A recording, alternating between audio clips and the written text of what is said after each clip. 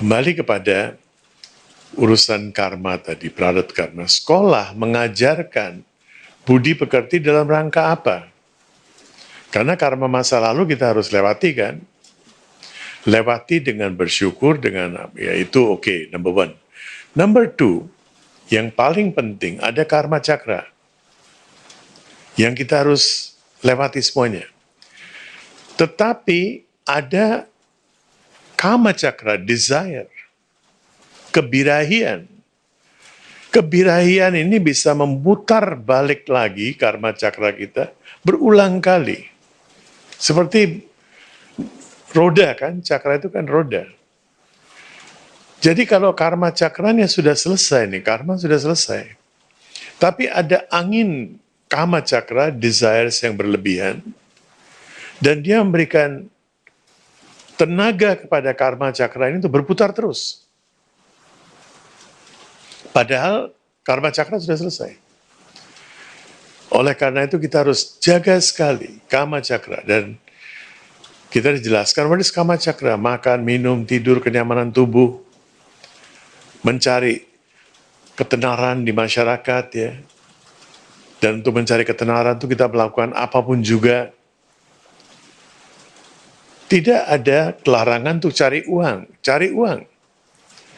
Tetapi bantu manusia lain. Saya beberapa kali posting tentang Ratan Tata. Kenapa saya posting itu? Coba pelajari profil dia. Nilai worth dia itu sekarang 40-an billion dollars kalau nggak salah. Kalau nggak salah 40 miliar dolar ya.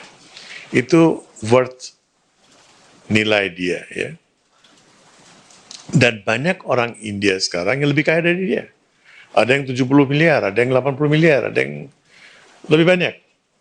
Tetapi coba lihat seumur hidup dia.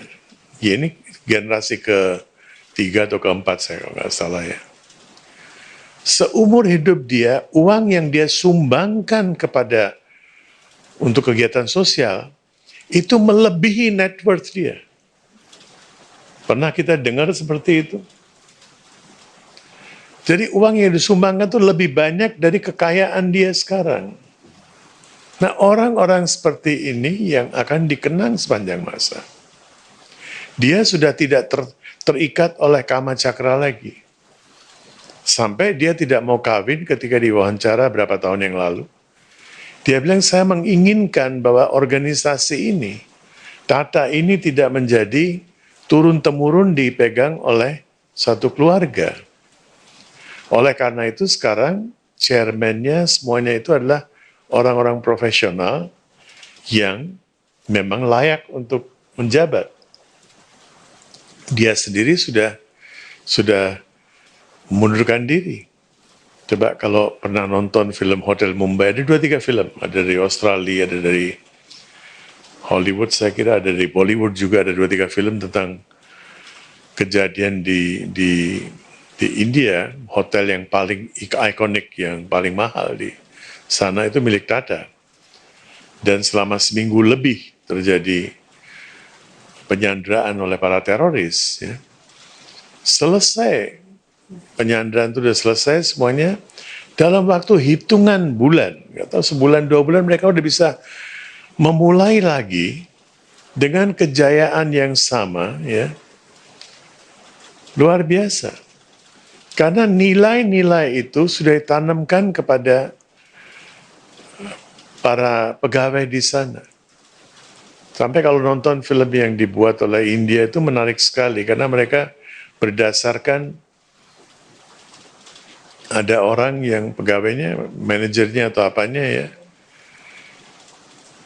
dia sampai merelakan dirinya menjadi korban, menjadi apa, hanya untuk menyelamatkan para tamu. Jadi kama cakra tidak berlaku. Tidak ada yang menarik mereka ke kama cakra. Ini keberhasilan Tata. Begitu banyak orang lain yang mungkin orang yang lebih lebih beragama kelihatannya, lebih rajin beribadah, dan Ratan Tata sendiri pernah ke Baba berapa kali, dan juga dia adalah Zoroastrian. Dia bukan orang Hindu. Dia pengikut dari agama Zarathustra, dari Parsi. Ketika dia ditanya, dia bilang, iya, apapun yang saya lakukan itu tidak cukup untuk mengucapkan gratitude saya kepada India. Karena ketika leluhur kita datang di Parsi, sudah dikejar-kejar, disuruh pilih convert, ganti agama, atau terbunuh, dan mereka pilih untuk hijrah ke India 1200 tahun yang lalu. Dan sejak itu orang-orang Parsi ini menjadi orang yang sangat ulet bekerja, dan sumbangan mereka terhadap masyarakat India, bangsa India itu luar biasa. Jadi jangan membiarkan kebirahian kita, passion kita, ini yang kita harus jaga-jaga. Saya tidak ingin melihat satupun di antara kalian yang terbawa oleh law of attraction. Karena law of attraction is purely based on passion. Kita mau, pokoknya saya mau jadi kaya dengan cara apapun. Dengan cara apapun. Artificial intelligence itu seperti itu. Sebentar lagi kita akan melihat dampak buruk dari artificial intelligence. Saya pernah menganjurkan baca bukunya Dan Brown ya, Origin. Saya nggak tahu terjemahannya atau enggak. Tetapi Origin kalau kita baca dalam bahasa Inggrisnya akan lebih menarik. Dia ingin menjadi terkenal, ingin bukunya laku. Dia memprogram artificial intelligence, bikin saya terkenal sehingga seluruh dunia bisa menyaksikan peluncuran buku saya. Dengan cara apa? Artificial intelligence yang melakukan segala sesuatu. Dia punya bank account, dia punya apa, dan artificial intelligence menentukan supaya penulis buku ini mati saat bukunya diluncurkan. Karena dengan cara itu, tiba-tiba seluruh dunia menonton. Artificial intelligence ada di otak kita. Artificial intelligence di otak kita itu berdasarkan karma dan kama. Dan itu yang sekarang menguasai otak kita. Jadi hati-hati, jangan pikir artificial intelligence cuma ada di luar. Di dalam diri kita yang memberikan gerakan, yang memberikan energi kepada artificial intelligence itu adalah kama dan karma. Yang memberikan energi kepada dharma cakra, kepada cakra dharma, itu adalah viveka. Itu adalah kemampuan kita untuk memilah what is right for me to do and what is not right. Not what is good and what is not good. Ya, bukan ini baik, ini tidak baik. Tapi what is right for me to do. Apa yang right for me to do? Cari uang adalah baik untuk para pengusaha. Pengusaha itu memang tujuan hidupnya adalah mencari uang dan berbagi dengan masyarakat. Tapi kalau mau jadi terus mau cari uang, ya nggak benar. Itu pengabdian. Kalau mau jadi pengusaha, cari uang, oke, jadi right. Tapi mau jadi pejabat, mau jadi petugas, mau jadi apa, terus tujuannya hanya mencari uang, tidak benar, tidak tepat.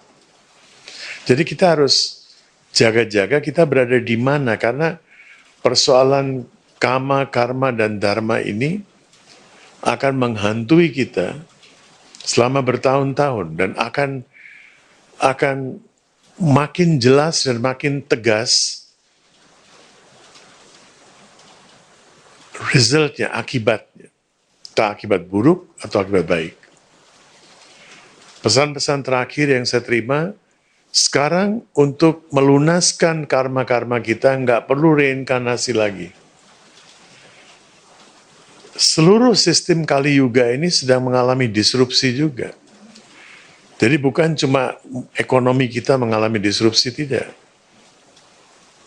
Di dalam Kali Yuga ini, makanya dalam Kali Yuga ini avatar yang dianggap akan datang itu adalah Kalki.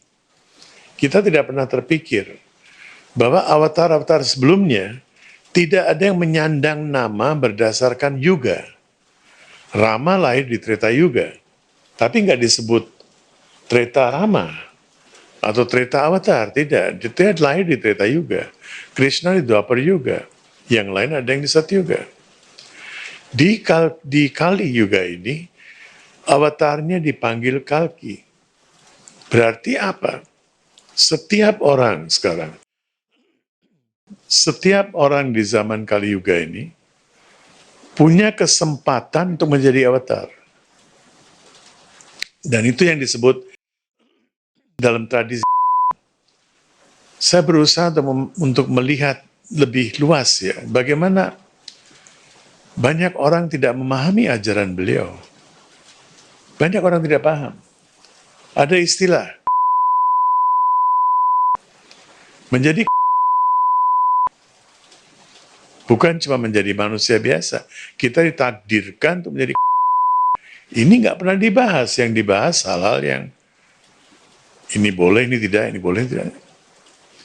So this is something that saya mengharapkan sekali teman-teman di ashram ini dapatkan manfaat yang sebenarnya. Soal kesehatan, soal apa itu insidental. Kita butuh badan yang sehat. Tanpa badan yang sehat, kita tidak bisa melakukan apapun juga. Jadi kesehatan itu kita cari untuk tujuan yang greater, bukan tujuannya untuk hanya kemudian setelah badan sehat, kita kembali ke kama dan karma cakra. Hanya memikirkan comfort, hanya memikirkan makanan, minuman,